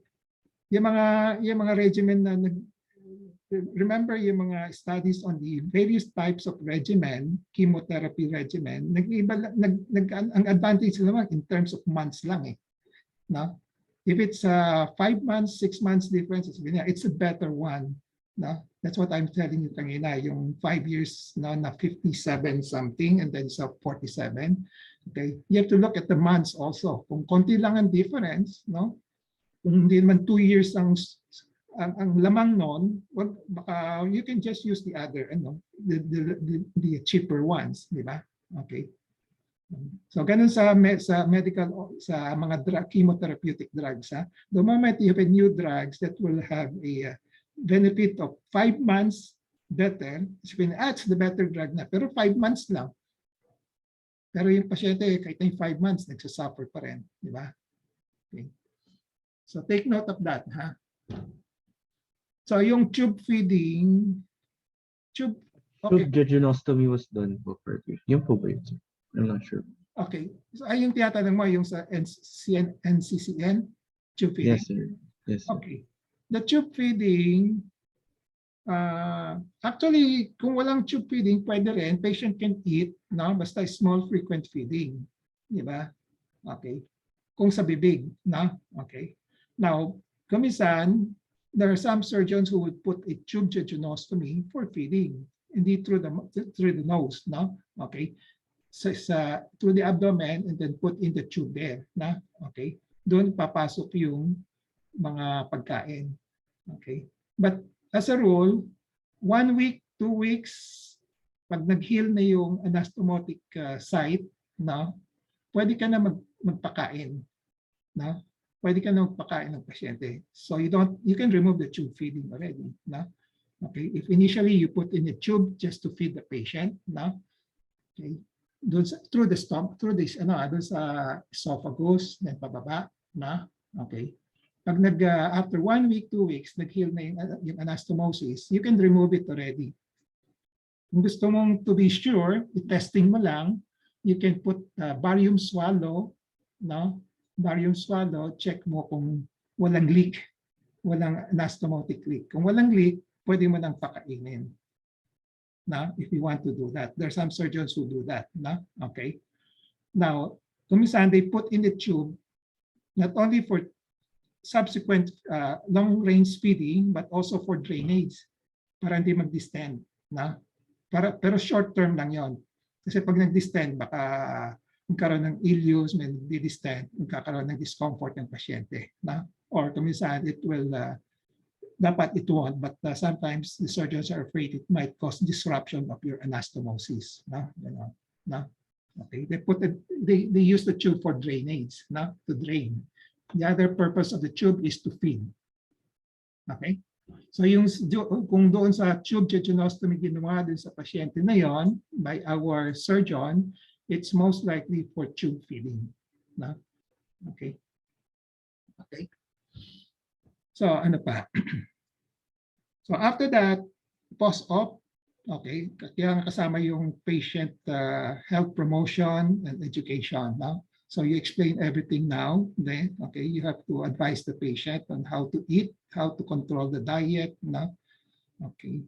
And then the mga vitamin 12, okay, and iron, okay. And of course, sama niyo yung psychological support, na? Psychosocial support dapat isama niyo, na? Okay. So if it's a good prognosis, sabihin niyo kagad, na? Okay. Ang pangit ang prognosis, just i-sound off mo na yung mga relatives mo na. Okay? Not direct to the patient. Sound off the relatives na. Okay. Okay? So yan ang process na that I'm trying to teach you na. Okay. So what's your comment on the process that I introduced to you? Sir, one more question lang po. Sure. Kasi, in the table kasi that in the format that you gave us po, there's a table about cost. So I wasn't sure po like what resources we could make use of to get the costs of the different procedures or the different treatment modalities because they're not readily posted online. So I wasn't sure po how to compare on that metric. Tama. I know your concern. That's also my concern. Na, ganon. Okay. So usually I get the track records based on track records kung magkano. So I keep track of the cost in the Philippines. Na. Okay. Mahirap i-publish yung mga cost kasi kumisan in my Facebook I put there the cost of medicine pero ayaw ng Facebook. So binablock ako. Sabi niya, it's against their standards. You cannot post any mga pricing, di ba? Pero for me, it's for patient education. Example, I post yung mga prices of levothyroxine. Na? Sabi ko sa pasyente, you buy Tidine. Tidines probably cost about 9 pesos. Compared to L-Troxine, it's about 11 pesos. And then Euthyrox, 14 pesos. Di ba? Okay. So when I publish that, I was blocked by Facebook mga 1 month. So, hindi na ako nagpo-post, no? Okay. But for the surgical procedures, kung wala, yung PF ng doktor kasi iba-iba di ba? Okay. But if you go by standard na lang, you can look at the yung relative value scale ng PhilHealth, may case rate sila on the PF, no? Okay. You can use that as a basis na lang for comparison. In the Philippines, yung mga case rates published by PhilHealth and also yung the HMOs, yung mga health maintenance organization insurance, they also use the PhilHealth as a basis. No? Okay. So sa ngayon, wala kang makikitang mga nakapublish na Okay. Okay. Did I answer your questions? Yes, sir. Thank you. On your own na lang, i-keep track niyo kung magkano. So sasabihin ko sa iyo, PET scan, dati 120,000. Ngayon, may competition, dumadami na, mga 70,000 na lang. Diba? Usually PET scan. CT scan usually in the range of 15, mga 10 to 15,000. Okay? And then, MRI, mas mahal, usually mga 17 to 20,000. Na, ganun. So just keep track of the rates na kasi iba-iba rin ang rates ng and then choose which institution gives you the best rate. Okay? Okay. So wag kayo pupunta ng ibang hospital, I don't want to mention the name, no? Okay? May mas mahal, may mas mura, di ba? Okay? PGH ang pinakamura yata. Okay. Okay. So any more questions? Sir, would you want us to make pa po a paper of this case discussion? Or would this discussion suffice already? Suffice na yan. What's more important is our exchanges. No? Okay. Sir, last question po sana. Sure. Kasi regarding the Roe and Y po, I was able to read something regarding the long limb na Roe and Y. When do we do that po? Kasi dito sa patient, hindi naman po ata long limb yung ginamit. So ano pong indications or masyado po bang And long limb, they use long limb. Ang pangalan, long limb. Opo, yung long limb daw po na row and Y, may ganun daw po. Oo, kasi maraming variations yan eh. Sandali, ha? Okay.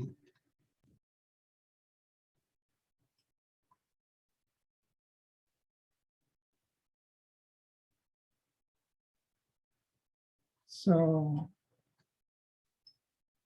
I saw your picture. Ito yung esophagus, di ba? Natanggal na yung stomach, di ba? And then, ito yung... Nakita ni drawing ko? Yes po, sir. So, ito yung duodenum, di ba? Ito ang duodenum. Then, ito yung ligament of Treitz, jejunum. So, it's either this way. So ikakat ito, no? Ikakat yan, jejunum. Then ito, iakyat doon. No? And then ito ikakabit doon. No? Ganon. So that's row and Y. No? Okay. Or it could be the other way. Taas mo yun, ito ipapasok dito sa side. No? Okay. So usually there's a determination of mga distance, particularly dito, no? May mention sila mga 30 cm dati, no?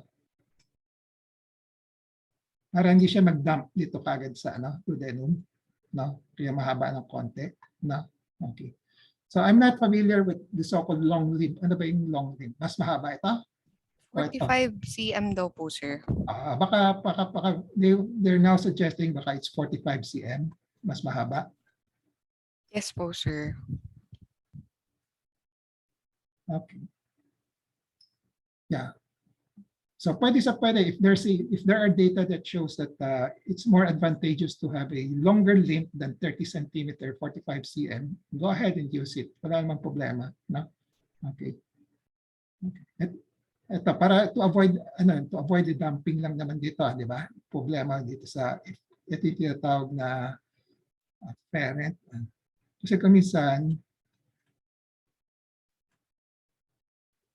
ito yung ligament of Treitz, you put a loop. That's another option, di ba? Hindi row and Y, ha? Ito yung duodenum mo. Okay. Then you bring up the small intestine up there to the esophagus, di ba? So pasok yung food element, yung iba pupunta rito, dito sa efferent, na ito yung afferent, na yeah, kumisan, that's why they would suggest 30 centimeters long para hindi pumasok kagad dito sa duodenum, no? Baka para hindi mag-pull sa duodenum, no? Okay. So those are the two ways of reconstruction after total gastrectomy: row and Y, and then loop jejunostomy. Okay.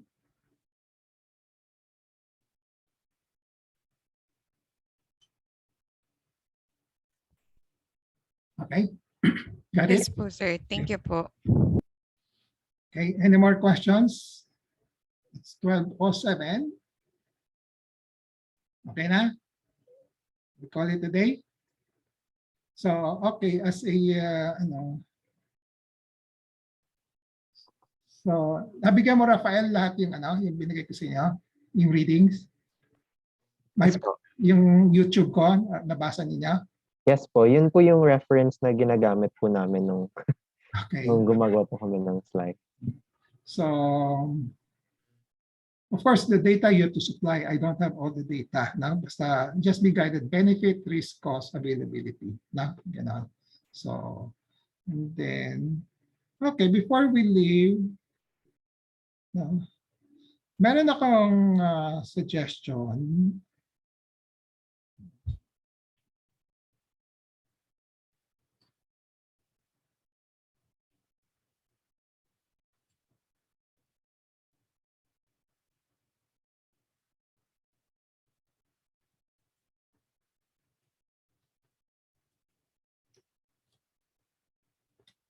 Can you click on the link that I sent through the chat? Nakita niyo?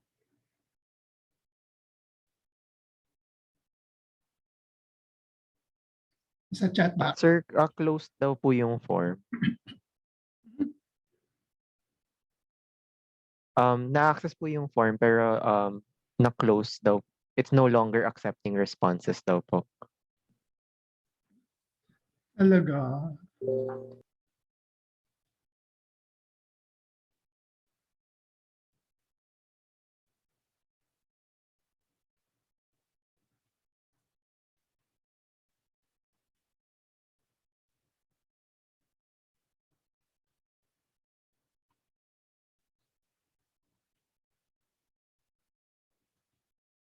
Sandali lang, sandali.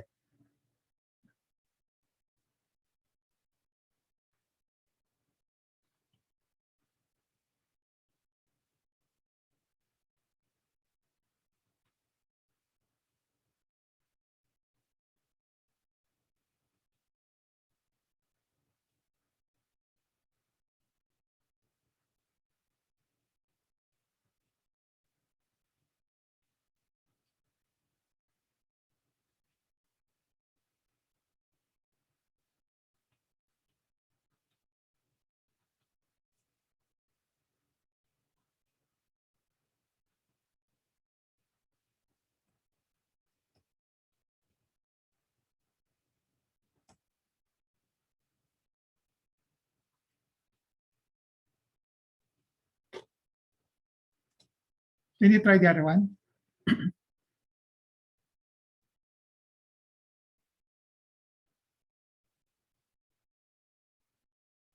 Wala pa rin? Close din po, sir. Close pa rin.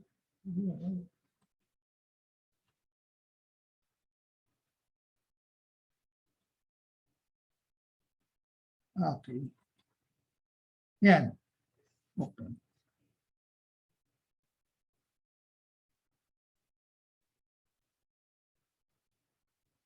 Okay na?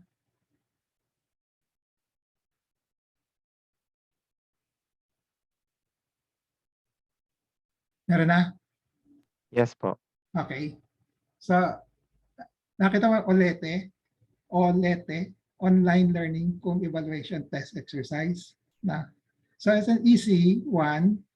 That's like a, parang hindi naman, not to give you a grade, but for mastery of learning lang. Na? Okay. So, try to take it now. If you don't get 100% perfect, repeat it hanggang mag 100%.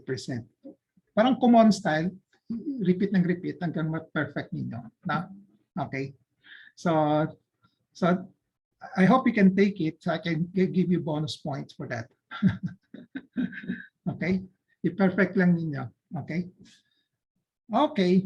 So wala na. Let's call it a day. Let's have a picture taking gallery.